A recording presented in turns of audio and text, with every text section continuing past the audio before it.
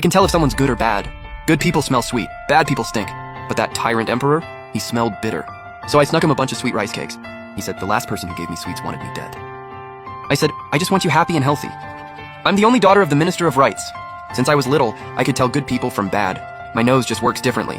Good people smell nice, bad ones don't. Dad was scared someone would find out and we'd get in trouble. So I barely went out and never talked to people. Then when I came of age, they found out my mind hadn't fully developed either. Basically, I was kind of slow. After that, my parents stopped keeping me cooped up at home. They hired a tutor and started taking me out. I was thrilled. Lan, if you smell something bad on someone, don't say a word. Wait till we're home to tell us. Every time we went out, Dad drilled this into me. Today was the same, but also totally different. Today was the Emperor's birthday.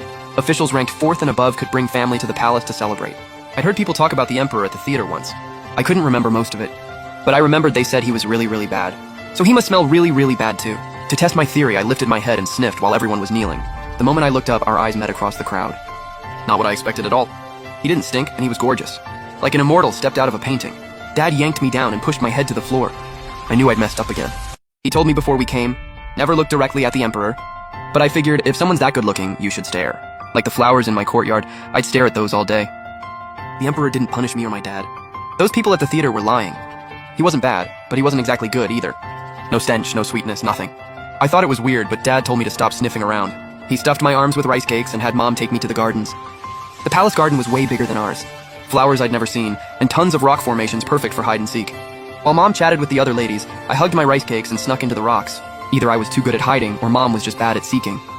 She couldn't find me for the longest time. And then I ran into the Emperor. He was standing behind a rock formation, moonlight draped all over him.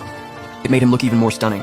If the moon deity in storybooks were a man, he'd look exactly like this. Across from him stood a delicate young woman. She said, trembling, "Whatever your majesty desires, I am willing to give." The Emperor smirked. "And what is it I desire?" She answered, "If your majesty makes me empress, the Li clan will put you above all else." They kept talking. I couldn't quite catch it all. After the woman left, the Emperor suddenly turned and looked right at me. He was smarter than Mom, found me instantly. I jumped out and asked, "How did you know I was hiding here?" I tilted my head and grinned up at him.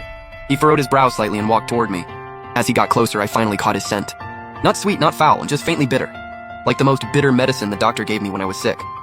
He stopped in front of me and looked me over for a moment, then asked flatly, "You're Shen Lan, the minister's daughter." I nodded, still staring straight up at him. I couldn't help it. I blurted out, "Your Majesty, have you ever eaten candy?" He clearly didn't see that coming.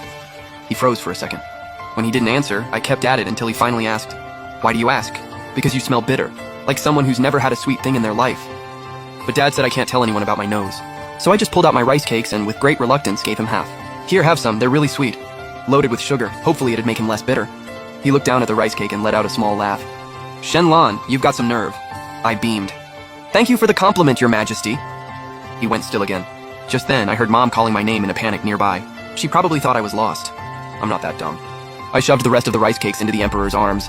Then I heard him say coldly, "Someone once gave me sweets too." They wanted me dead. I snapped my head up and fell into his ice-cold gaze. "And you?" he asked. I don't know why, but he just looked so cold and so bitter, even more pitiful than a soaking wet puppy. I stood on my tiptoes to pat his head, but he was too tall, so I just hugged him instead. "I want Your Majesty to be happy and live a long, long life." Mom's voice was getting closer. I quickly let go. I grabbed my skirt and turned to run. A few steps out, I remembered something. I spun back around toward the Emperor, who was still standing there. "That lady from just now was lying to you, don't believe her. Because she smells rotten, especially when she's up to something bad." And then I bolted without looking back. That way he couldn't ask me how I knew. But he asked anyway, "How do you know that?"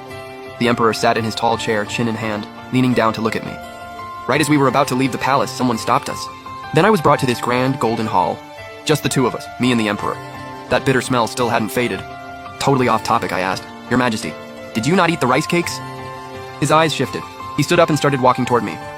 The closer he got, the stronger that bitter smell became. "I've heard you're different from most people." He looked down at me, and there was something in his eyes I couldn't read. I panicked, thinking he'd found out my secret. I literally gulped. Then he said, "Come of age, but the mind still hasn't caught up." "Oh, that." I relaxed, then immediately puffed up to defend myself. "My tutor says I'm almost there. I memorized a poem just yesterday." The Emperor burst out laughing.